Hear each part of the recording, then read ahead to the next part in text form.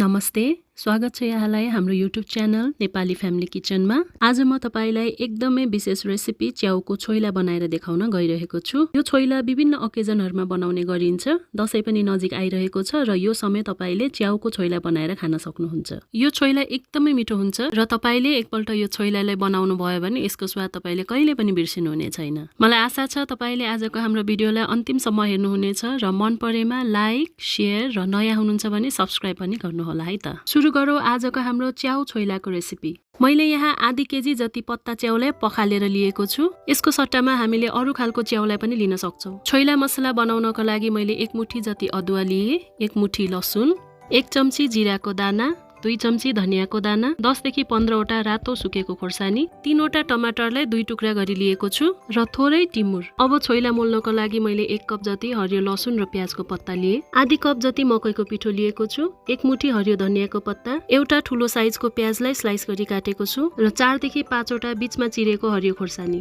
नुन स्वाद अनुसार, बेसार आधी चम्ची, छोइला झान्नको लागि 3 देखि 4 चम्ची जति भुटेको तोरीको तेल। त्यसैगरी हामीलाई च्याउ फ्राई गर्नको लागि आधी कप जति सनफ्लावर तेल पनि चाहिन्छ, आधी चम्ची मेथीको दाना। सुरुमा हामीले यो च्याउलाई सानो साइजमा टुक्रा पार्छौं।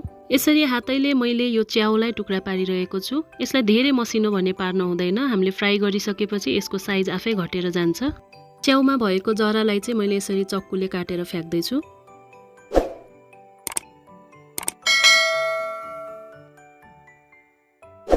हेर्नुस् त हामीले यहाँ च्याउलाई टुक्रा पारेर राखि पनि सकेका छौं।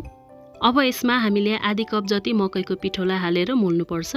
मकैको पिठोको सट्टामा हामीले मैदालाई हाल्न सक्छौं अथवा बेसनलाई पनि हालेर मोल्न सक्छौं। च्याउलाई यसरी मोलेर फ्राई गर्दा भने यसबाट पानी निस्किदैन र एकदमै क्रिस्पी भएर आउँछ। अब हामीले छोइलाको मसला तयार गर्नुपर्छ। त्यसको लागि मैले एउटा प्यानलाई ग्यासमा बसाले, 3 देखि 4 चम्ची जति तोरीको तेललाई हाल्नु पर्छ र यो तेल हल्का तातो भइसकेपछि हामीले अघि लिएको अदुवा, लसुन, जिराको दाना, धनियाको दानालाई लिएर मजाले चलाउनु पर्छ। एकछिन हल्का फ्राई भइसकेपछि हामीले हाल्नु पर्छ 10 देखि 15 वटा जति सुकेको रातो खोर्सानी। अब यसलाई सानो आँचमा एकछिन चलाऊ।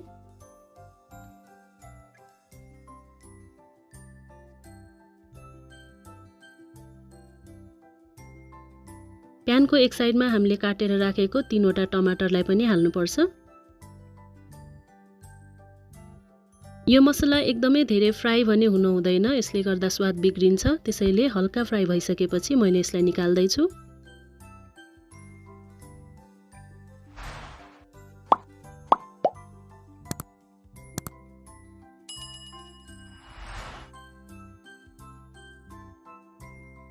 सबै मसला निकालिसकेपछि मैले टमाटरलाई अर्को साइडपट्टि फर्काउँछु। यो मजाले रोस्ट भइसकेको छ। यसरी तेलमा फ्राई गरेको टमाटरलाई मसलामा मिक्स गर्दा एकदमै मिठो स्वाद आउँछ। टमाटर मजाले फ्राई भइसकेको छ। यसलाई पनि मैले मिक्सर जगमा खन्याउँछु। अब हाम्रो मिक्सर जगमा भएका मसलाहरू सेलाउनको लागि छोड्दिनु पर्छ। मसला सेलाउँदै गर्दा मैले त्यही प्यानलाई सफा गरेर फेरि ग्यासमा बसालेको छु। आधी कप जति त्यसमा सनफ्लावर तेल हाले र तेल हल्का तातो भइसकेपछि मैले यसमा अघि मकैको पिठो मोलेको मसरुमलाई हालेर फ्राई गर्दैछु। च्याउ फ्राई गर्ने बेलामा हामीले ग्यासको आँच एकदमै ठुलो पार्न हुँदैन। ठुलो आँचमा च्याउलाई फ्राई गर्दाखेरि एक साइडतिर च्याउ डढ्छ र भित्रपट्टि राम्रोसँग पाकेको पनि हुँदैन। यो प्यानलाई हामीले कभर लगाएर केही समय पाक्नको लागि छोड्दिन्छौं।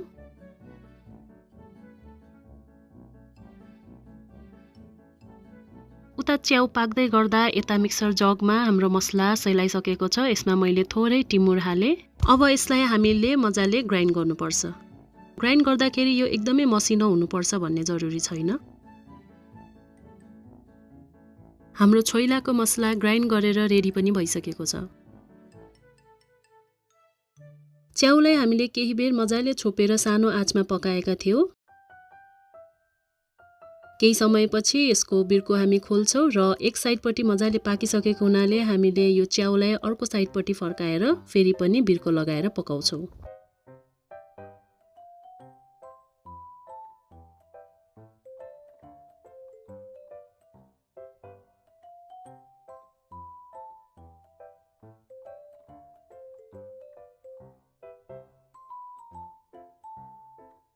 हेर्नुस् त हाम्रो यो च्याउ मजाले क्रिस्पी भएर फ्राई भइसकेको छ। यसलाई हामीले एकैछिन चलाउँछौं र अब मजाले पाकिसकेपछि यसलाई हामीले मिक्सिङ बाउलमा खन्याउँछौं।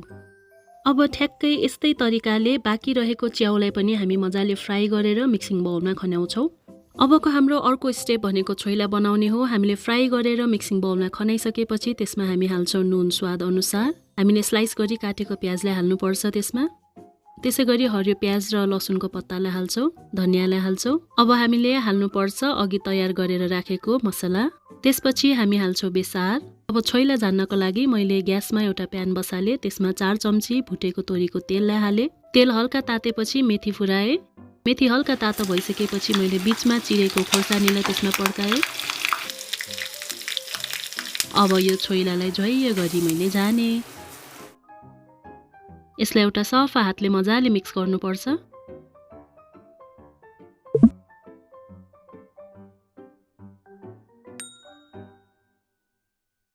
यसरी बनाएको च्याउको छोइला मासुको छोइला भन्दा पनि एकदमै मिठो हुने गर्छ। केही बेरसम्म हाम्रो सफा हातले मजाले मिक्स गरिसकेपछि हाम्रो च्याउको भेज छोइला रेडी भइसकेको छ। छैन त यो हेर्दै खाउ लाग्दो मिठो रसिलो छोइला। अब यो तयार भइसकेको च्याउको छोइलालाई मैले एउटा सर्भिङ प्लेटमा खन्याउँदै छु।